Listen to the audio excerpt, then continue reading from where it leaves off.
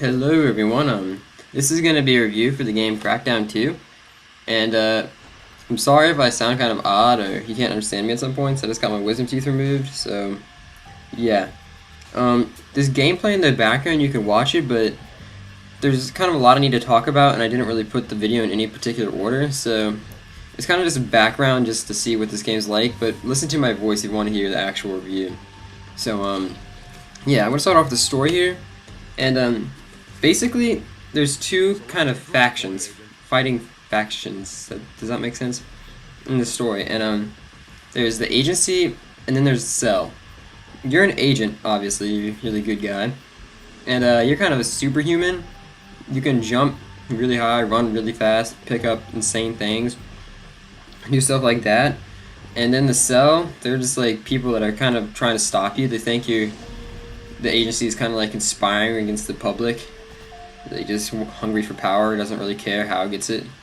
And yeah, I'm not really sure what to think. I never really played the first one. I played it some at a friend's house, but that's about it. And yeah. And then in the mix between these cell and the agency, there's freaks, which is kind of like a common enemy. You're both kind of fighting them, and these freaks are kind of like zombies, right? And they just like they run around. Some of them can jump really fast. Some of them can run really fast. Some of them can jump really high, and yeah, they're really just dangerous in general. And what's going down pretty much is that during the whole story, you're trying to capture tactical locations, which is where the cell, the enemy, resides, and you take them over, and yeah, I'll get to that more in detail in a minute. And then there's also these things called absorption units, which you'll see all these blue lines on my screen right now. And these are from absorption units going to things, freak layers, which is where all the freaks like stay. And these absorption units, when you activate them all, and then you go to the freak layer and activate them as a whole, then what they do is they just take out the layer, everything inside it. And according to the story, it just removes freaks from the area, but they didn't actually remove the freaks in the game. And I think because the reason they did that is because the freaks kind of add like a whole another element of fun to the game. Without the freaks, like I probably wouldn't play this anymore, like once I beat the game. And so, yeah, at the end of the game you'll think you've removed them completely from the whole city, but it's just not true. They're still there. So, yeah, just be aware of that. And, what else is there? I'm going to go over some of the objectives of the game. I've already told you about the absorption units and the tactical locations. There's also these things called freak breaches, which you'll see me go to in a minute after this dome kind of thing. Freak breaches are kind of areas where they're kind of like layers, but you can't go inside them.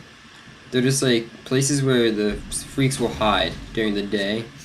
And what you can do is you can go there and you can take them out, and that'll, like the story, according to the story, it stops freaks from coming out of that area, but they'll still come, just like I said. So, yeah, this is me doing a freak breach right now. And it's fun, but, yeah. Look at these guys, massive kind of hulks. And there's some that are so big, they're like freakzillas, but I think they're called. And they're like the size of those hulk things you just saw, times like 8. They're insanely big. But, yeah. Some of the other objectives in this game are orbs. And if you ever played Crackdown 1, you'll know what I'm talking about. And, there are hundreds of orbs, like, I think it's like 800 in total.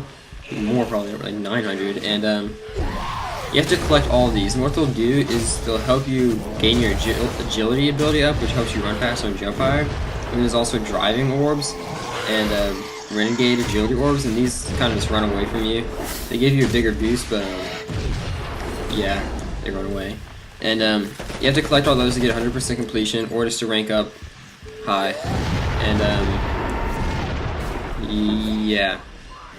And lastly, for objectives, there's stunts. There's two kinds of stunts, vehicle stunts and wingsuit stunts, and you can complete those to rank up, of course. And some of them are kind of just annoying. They're less fun than they are annoying, but most of them are pretty fun. You have to go really high, in some cases go really fast, and it's fun. And, oh wait, there's one more thing.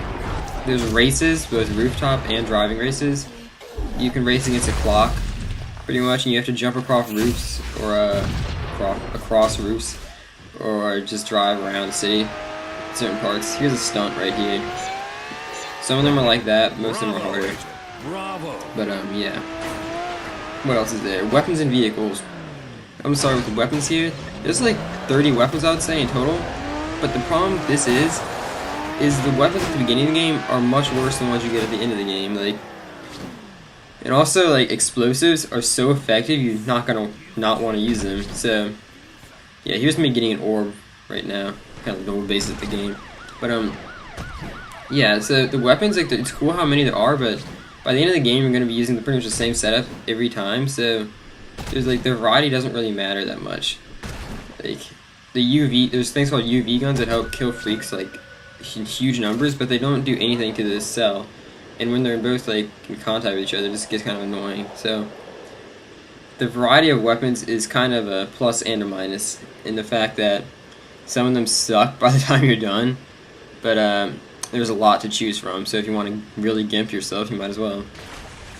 And as for vehicles, this is a bit different. Well, actually, no, it's not.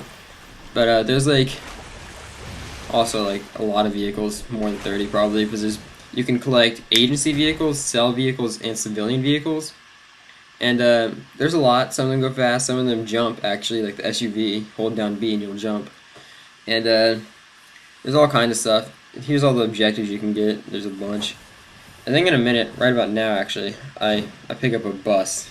I call in a bus, and this is the tactical location I was telling you about. I was going to go into more explanation. You can go to these tactical locations once you've captured them, and then you can use them to call in weapons and vehicles. And by the end of the game, I think there's like 27 that you would have captured. And so, yeah. What do I want to talk about now? I told you about the weapons and vehicles. Oh wait, no, I'm not talking tactical locations. For tactical locations to unlock stuff, you have to either unlock them by ranking up, or just pick them up, like vehicles, for example, including this bus. You have to find them and bring them back, and save them there. And so that's a lot of fun, actually, trying to find stuff like that. And as many of you may know, that was smarter than me. Many of you may know you can do co-op in this game as well. And to be honest, I do not think you should buy this game unless you have a friend to play with, because co-op is just so fun. Like, it's like all I ever do. And so, yeah, just keep that in mind. Single player is fun, but co-op is where it's at. So in the end, guys, I'm gonna have to give this game an 8 out of 10. And I have some good reasons for that. The first reason is I'm just gonna tell you why I took off 2 points. The first thing is that the story is very dull. I mean, it just tells you like the bases at the beginning, and then that's pretty much it. You run around doing missions. They don't really say like any background story on each one of the missions. It's like, go here, do that, and that's pretty much it for the story. Like, so at the beginning and at the end is where you're gonna see it, and that's pretty much it. And then also weapon variety. It's good but bad at the same time. Like, there's a lot of weapons and they're fun to collect, but by the time you're done with the game, you're only going to be using like a same setup over and over and over again. At least I am. Maybe change up one thing every once in a while. And so it's just like, it's fun until you're finished, and then it's just like, okay, now what? It's just dull. And I think games like Call of Duty, for example, where there's so many combinations, like, you can get stuff at the beginning. I know this is very different from Call of Duty, but I'm just trying to give you an example of like weapons and variety and stuff. And like any Call of Duty game, really, you can pick up any gun and still have fun with it. In this game, you can't, like, once you're at the end of the game, you're not going to want to pick up the original SMG and just screw around. It's just not fun. You're going to get raped. And so, yeah. So the variety is fun until you're done. So I kind of took off a point for that, or half a point or something. And that's pretty much it, guys, for why this game is not 9 or 8 or 10 out of 10. Highly recommend it if you have a friend that's getting it or has it. Just keep in mind that there's not much of a story here, so if you like a movie kind of game, don't get this. But yeah, 8 out of 10 is my final score. Really hope you enjoyed this review, guys. Tell me if I forgot anything, or if you think there's something I should add. And yeah, goodbye, everyone.